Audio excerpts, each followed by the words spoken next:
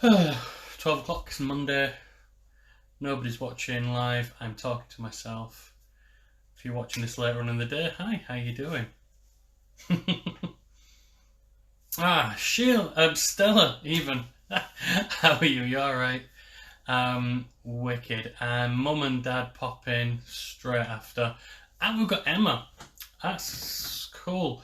So yeah, there we go. 4 people. That's enough for me. For you guys on the rewatch, Val, hope you're feeling better. Simon, how you doing? Brandon, mate, you okay? Kelly, Sheila, Jamie Lee, how are you? Brandon, mate, you doing good? How's your brother? He okay? Awais, Connor, everybody else out there. Nice to see you all. So let's start. Did anybody do my 72-hour drink loads of water challenge? If you did, let me know how you feel. Like I said, 2 litres a day, 4 pints, 8 glasses. Takes 72 hours to rehydrate your body properly. So, we had that conversation on Friday. Was it Friday? I felt like it was Friday. I can't remember. End of last week, we had a conversation about trying to up our water intake over 3 days. I want to feel the benefit. So if any of you guys did the challenge, drunk all the water, let me know. How did your skin feel? The elasticity in it? Things like blinking eyes, less fatigue, muscle soreness, anything like that. If anyone has any positive stories, let me know. If you did do it, just remember you can dehydrate yourself within an hour. Once you get thirsty, once you get down past that dehydrate level, it'll take you another 3 days to efficiently rehydrate your whole body. So it is really important now, if you've done it, just stay topped up and stay hydrated. Right, so that's that out of the way. This week is probably our last week together as a full 5 days. Excuse me. So we're on video 71. We will end on 75. And then the following weeks, I'm going to start transitioning back out into the world. Me and my guys are going to start taking young people out again. How that looks, we're not entirely sure yet. But that's the news for everybody. So this week, we're going to make the most of it. And we're going to do what we can do. So Monday, first day back, I'm going to show you what we did at the weekend. So I've got a little couple of slow-mo videos for you. This one's not particularly interesting. I was testing my phone camera, and this is a super slow motion, 240 frames a second, and everything happened after the video stopped recording. Anyway, we went to Hollingworth Lake.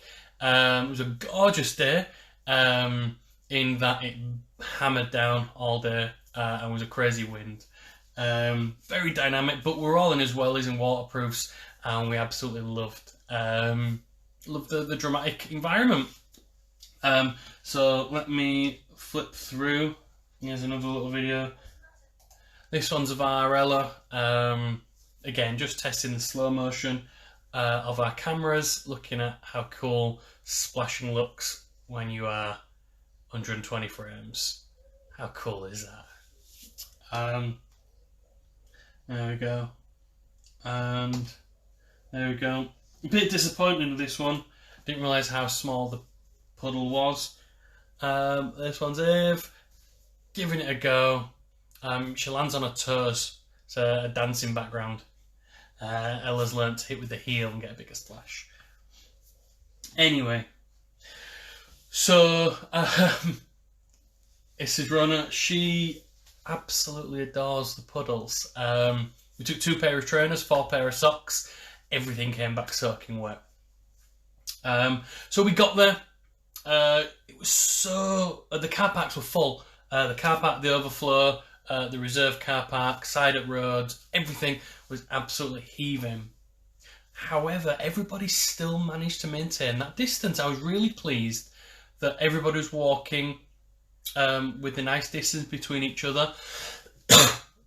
everybody was sticking to the left. There were signs asking everybody to go anti-clockwise, but obviously if you didn't notice the sign in the car park, or you came from a different spot, didn't notice it, and you ended up walking the other way.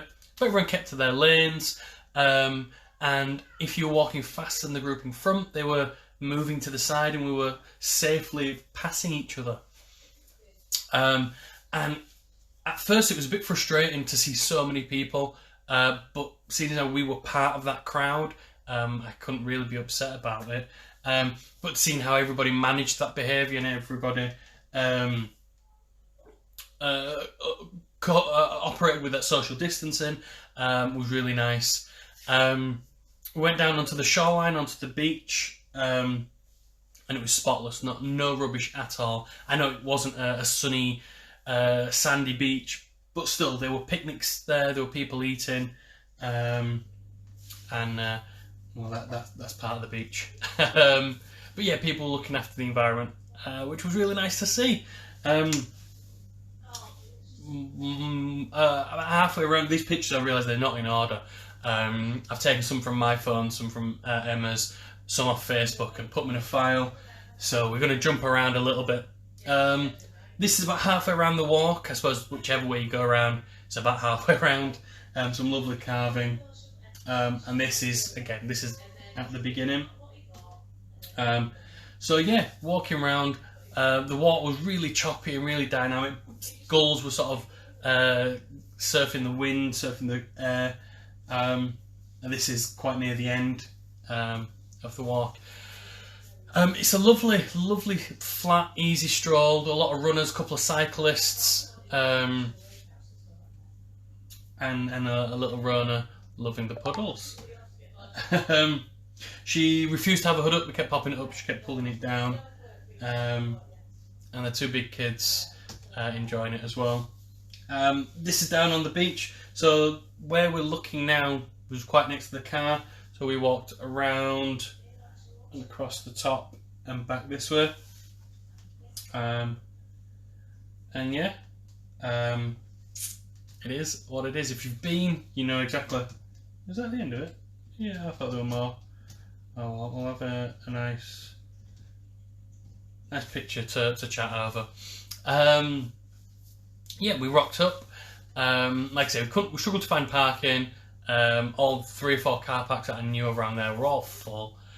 So we ended up just having to wait in a car park for somebody to move. Went to Hollingworth Lake, Dad, over Rochdale. And yeah, obviously all the amusements, all the cafes were either shut or takeaway only. Toilets had opened, that was nice to see. And the parking was free. For some reason they weren't paying display. I'm not sure whether that was to do with the virus or what, but yeah, which was a nice bonus. So we had a play on the beach, looked at all the geese, went anti-clockwise. You go through a pub car park to start the walk. I don't know if you've been. And yeah, some of the puddles are massive. Nobody was down on the flats. I'm guessing with the weather it'd be quite unstable to walk on. And yeah, nice easy walk. You get round about a quarter away. There's a boating lake, a boating club that was all shut up. But the veranda thing was a nice bit of shelter. A lot of people hiding under there. Halfway around there's a cafe, like an island cafe, that was open. Takeaway owners, people queuing again under their shelter. And that's about it. Walked around. There's a bit where you've got to walk on the road. There's no path, but the road doesn't go anywhere, so the traffic is slow moving, residents and things like that. So there's no one bombing up there. End of it, we had a drink and kids had a slushy thing. And yeah, we were tired, we were hungry, we were wet, so our clothes were heavy. Everything felt really like it was effort. So giving the kids that little sugar boost at the end just made that last 300 metres to the car just a little bit easier. It's something I don't know if you remember. I do a lot with my walking groups. I'll have a bag of boiled sweets or something with me, and then if people start to flag and you can see the shoulders drop and their boots start scraping, just give them a Werther's Original or a Humbug or any sort of boiled sweet. Suck on that, and that quick hit of sugar will just pep them up just enough to move on.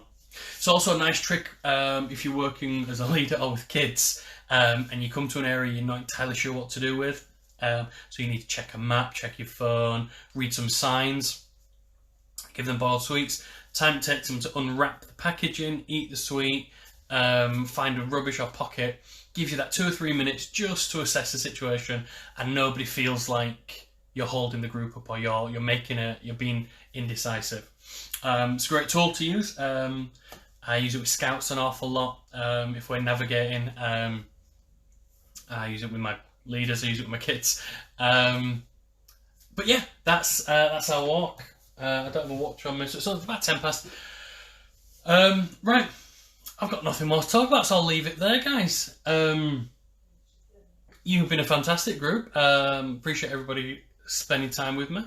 I'm going to try and hopefully get out tomorrow. Weather's a bit rubbish, so it might be another set a tarp up and have a chat under there. Struggling to think of ideas to talk to you guys about. I'm aware that you're not necessarily here to listen to my bushcrafty camping skills, so I don't want to go too nerdy on you. But it's really nice to be out and have these conversations. So we'll see what happens tomorrow. Until then, guys, make sure you wash your hands. We are still in a very dangerous time. Please don't think that because things are opening that the virus has gone away. We're just trying to balance out our economy. So make sure you wash your hands, keep that social distance. Don't go out unless you have to. If you do, please make the most of it. I've forgotten the rest of my speech now. So until tomorrow, guys, look after yourselves and each other. And I will see you tomorrow. Take it easy, guys. Bye now.